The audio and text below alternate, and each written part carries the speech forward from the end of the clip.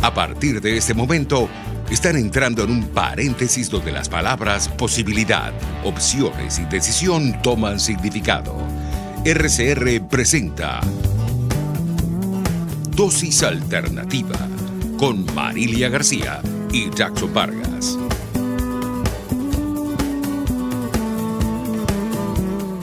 Amigos, ¿qué tal? Sean bienvenidos como siempre a este su espacio Dosis Alternativa. Les saludamos Jackson Vargas y Marilia García. Recuerden que pueden interactuar con nosotros a través de nuestras redes sociales en Twitter por @RCR750. También nos pueden sintonizar a través del Periscope y en vivo a través de nuestra página web rcr.tv, la radio que se ve.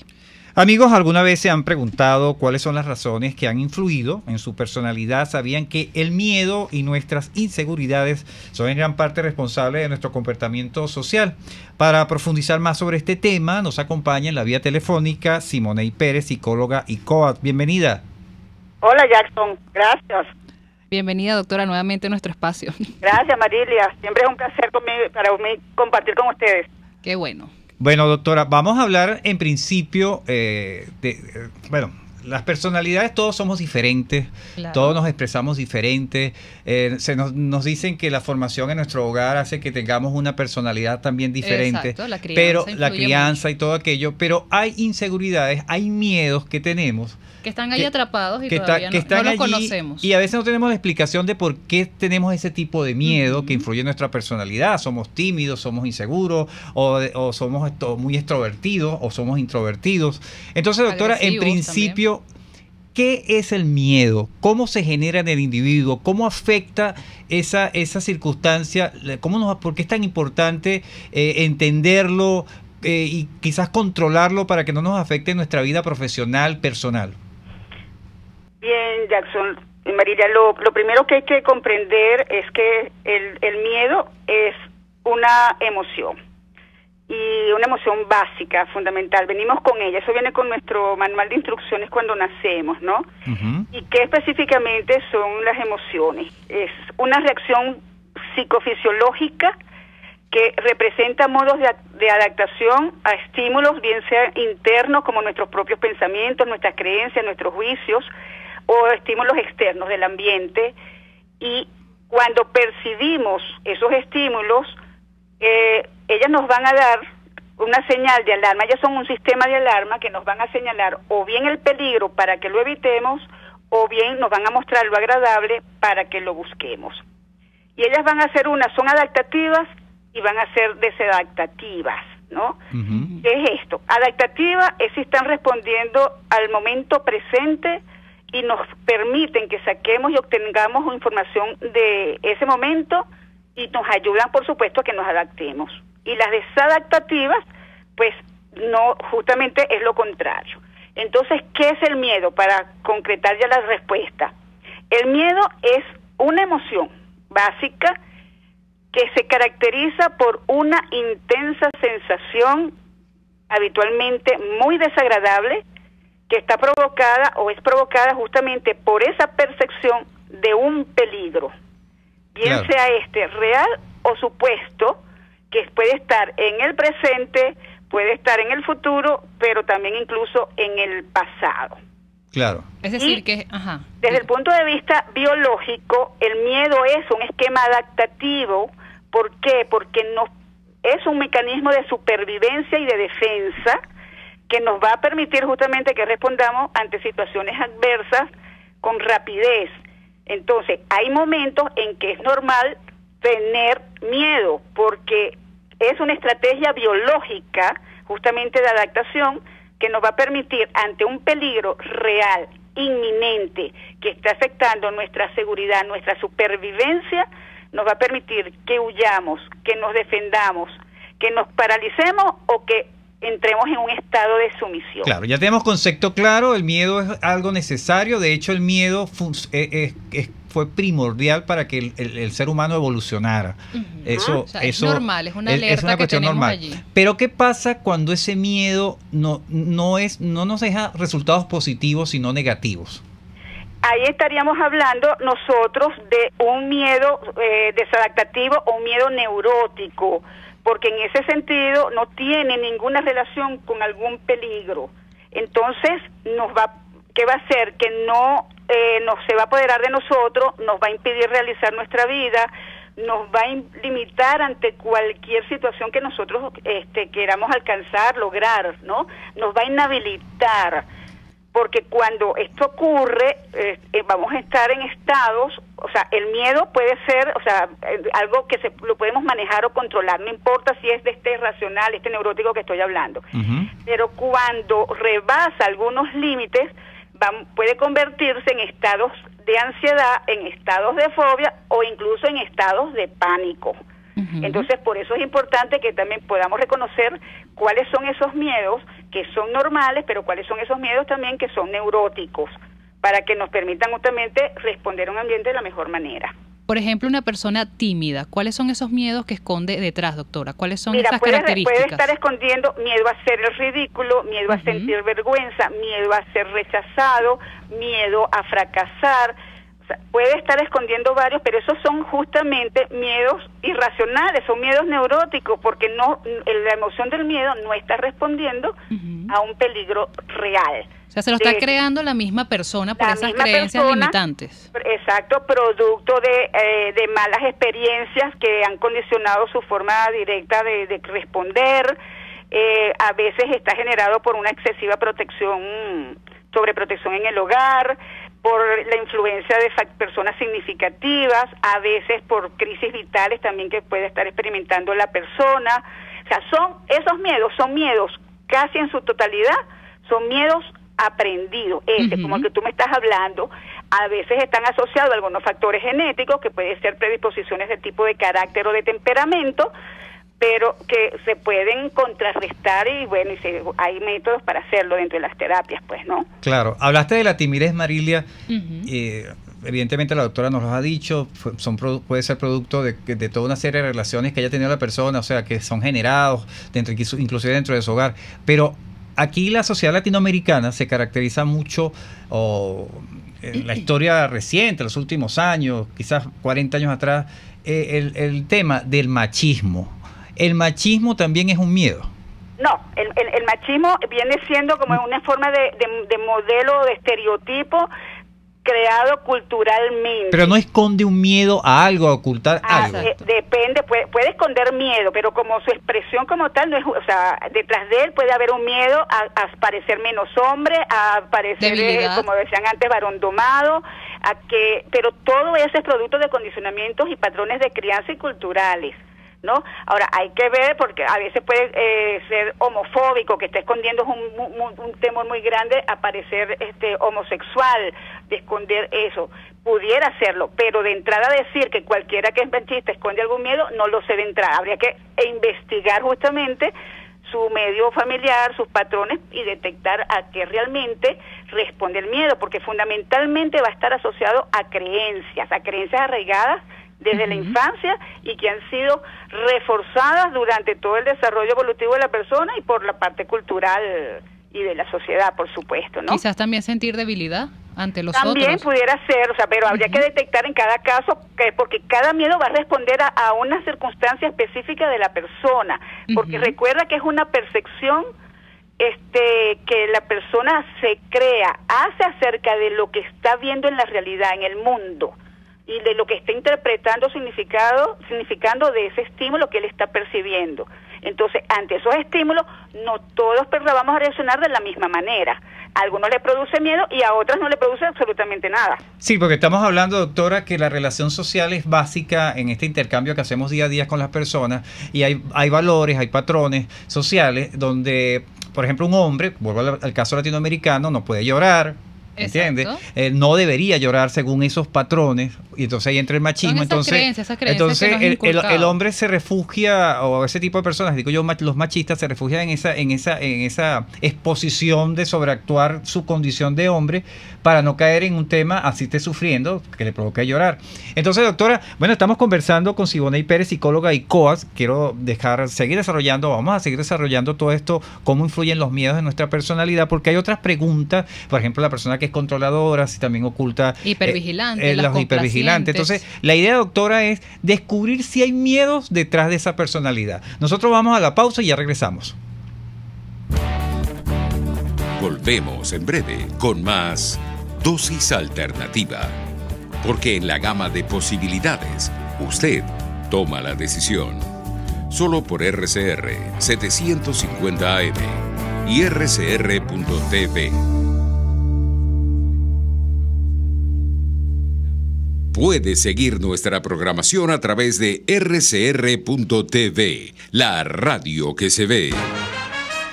Para un suculento desayuno, un exquisito almuerzo y una cena livianita, acércate al restaurante El Budare de la India, en la avenida Páez del Paraíso, frente a las Quintas Aéreas, y disfruta del buen comer. El Budare de la India, deleita tu paladar. Cuando se busca frescura y calidad en frutas y verduras, en Central Madeirense las encontrarás. Por eso, cada día ofrecemos lo mejor de esta tierra a ustedes, nuestros clientes. Visita cualquiera de nuestras sucursales. Te esperamos en Central Madeirense. Son más frescas. Desde los sectores populares del país se escucha una clara señal. Es el radar de los barrios. Evelyn Martínez y la Red de Ciudadanos le invitan a identificar amenazas, ubicar soluciones y hacer seguimiento eficiente a las problemáticas de cada sector. Un espacio contra la polarización donde se construye de abajo hacia arriba y de adentro hacia afuera. El radar de los barrios, de lunes a viernes, a partir de las 10 de la mañana, solo por RCR 750 AM. Les estamos presentando Dosis Alternativa con Marilia García y Jackson Vargas, solo por RCR 750 AM y rcr.tv, la radio que se ve. Amigos, ya estamos de regreso en Dosis Alternativa. Hoy estamos hablando cómo influyen los miedos en la formación de la personalidad, esos miedos que no nos dejan avanzar, que no nos dejan lograr el éxito y a veces no nos dejan ser nosotros mismos. Para ello nos acompaña vía telefónica Siboney Pérez, psicóloga y coach. Doctora, en la parte anterior hablamos de estas personas que son tímidas. Las personas complacientes, ¿qué miedos tienen detrás de ellas? ¿Son parecidas a las tímidas? En algunas formas, pero su expresión es distinta, porque las personas complacientes lo que están buscando es ganarse el afecto, el cariño, la atención de las personas. Entonces, por miedo a perder ese afecto, exacto, ese cariño, pueden ser complacientes y querer hacer agradables todo el tiempo. ¿Qué pasa con eso? Tanto en las personas, y esas que ustedes hablaron, el del machismo, la debilidad, que en esos miedos lo que subyace es la sensación ante la amenaza a perder algo que tenemos. Okay. Y esa amenaza va a estar asociada en mayor o menor grado a la seguridad o la confianza que tenga la persona. Entonces, si una persona tiene muchísima inseguridad ante ella misma, posiblemente la timidez sea una forma de miedo para protegerse de ataques, de no estar expuesta al público, de no pasar pena, de no hacer el ridículo. O sea, entonces puede incluso haber asociados muchos miedos, ¿no? Y el de la complacencia es también, o sea, miedo a que yo pierda el placer de estar con otros, el que los otros me quieran, el amor de ellos, entonces la protección de ellos. Entonces buscan compensar sus miedos con unas conductas extremas. Sí, eso y a veces choca, ¿no? Ver ese tipo de personas, porque es hasta incómodo porque lo está observando, pues, porque exacto, excesivamente una persona complaciente dice eso. Aunque tú no seas experto en cuestiones de psicología, sientes eso. Es como que muy definido esa necesidad que tiene de que la reconozcan en el grupo social. Pero donde está. Pero aquí influye, ¿no? Como dice la doctora, o sea, la inseguridad, la confianza, claro, la autoestima. Es que ese es el punto, y creo que entendiendo un poco todo lo que ha dicho la doctora, es la formación, cómo tú desarrollas tu personalidad. Y en este caso, cuando la persona es agresiva, su modo de ser es agresivo, ante todo es agresivo, ¿qué oculta? ¿Qué miedo oculta? Mira, cuando la persona es agresiva, puede estar ocultando que puede estar perdiendo, miedo a perder poder, miedo a perder influencia, miedo a no ser reconocido también socialmente. Entonces eso lo lleva justamente a compensar, porque entonces vienen los sistemas o mecanismos de compensación o de defensa, que es sobre exagerar lo opuesto. Pero generalmente puede haber un miedo a eso, a perder el control, a perder el poder, a perder lo que yo ejerzo, a perder la influencia y el poder de dominar a las situaciones o a las personas, o sea, de controlarlo. Entonces se muestra una cara agresiva. Claro. Y eso se ve mucho en los trabajos, ¿no? Cuando el jefe es muy agresivo, pero es un arma que considero yo de doble filo, porque también generas miedo en las personas que estás a tu alrededor, y también ya no ya no hay ese respeto. Quizás para establecer el control necesitas de elementos que te den ese poder, pero estás generando un rechazo dentro de donde estás, y eso va en contraposición a ese miedo, o sea, a no querer perder ese poder. Claro, puedes crear rechazo, pero también puedes crear sumisión ante el estilo agresivo de que está escondiendo ese miedo que se expresa quizá por conductas agresivas, ¿no? Entonces pueden haber las dos cosas, el rechazo o la sumisión, que son respuestas, porque como ya te lo dije antes, la sumisión es una respuesta adaptativa ante una amenaza que puede ser real. ¿Cuál podría ser la amenaza real ante el jefe que es agresivo? Miedo a perder el trabajo. Exacto. ¿Ves? Miedo a perder ingresos. Entonces, ante ese miedo que está percibiendo como que lo puede perder, me comporto sumiso, es decir, acepto lo que pase, no importa si lo que yo tenga que perder, pero prefiero perder eso a perder el trabajo. ¿Ves? Claro. Así porque genera sumisión, respuestas de sumisión y comportamientos de sumisión, y eso está estudiado, bueno, en todo lo que tiene que ver con la psicología del miedo, incluso cuando hay la identificación del victimario, de la víctima con el victimario, pues hay todo un estudio de qué es lo que sucede. ¿Y cómo reconocemos una persona que es controladora? ¿Qué miedos oculta? La persona que es justamente que pueda perder el control, justamente a que como lo quiere, tiene miedo a perderlo, se vuelve hipercontroladora, hipervigilante, para asegurarse que está bajo control. O sea, ahí hay esa hipercompensación justamente de una necesidad que tiene, ¿no? De que las cosas no cambien. Entonces no quiero que las cosas cambien, entonces las controlo, no quiero que sea modificado, la controlo, porque cualquier cambio que se dé en mi zona de confort, eso va a generar desestabilidad en el sistema, y entonces tengo miedo a que yo pierda lo que sé, tenga miedo a que yo pierda lo que conozco, miedo a que yo pierda lo que me siento cómodo. Entonces controlo justamente para no perderlo, porque creo que si no lo controlo lo voy a perder. Y esto de controlar este tipo de ambiente donde se ve mucho en los hogares, ¿no? La relación de parejas, y que genera el conflicto entre ambas, ¿no? Entre el esposo y la esposa, porque hay tanto de ambas partes, o es el esposo o es la esposa que quiere ser controlador, y entonces eso se justifica por ese miedo a que ese confort o esa estabilidad del hogar se pierda. Uy, Jackson, no le vengas con cuentos a quien te sabe de historia. Esa es parte de mi día a día en la parte de consulta. Sí, ciertamente hay en las parejas justamente cuando hay ciertos estilos de personalidad que también se juntan, porque hay patrones que tienen que ver allí, patrones ya de psicología, psicológicos de personalidad, que necesitan, por ejemplo, una persona cuya personalidad sea sumisa, generalmente va a buscar una persona que sea controladora para funcionar bien, para poder justificar ante ella misma que es sumisa.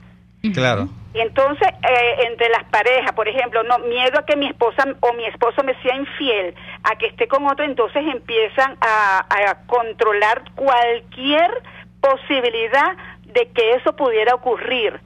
Que mi pareja no crezca, que mi pareja no salga, que mi pareja no esté expuesta.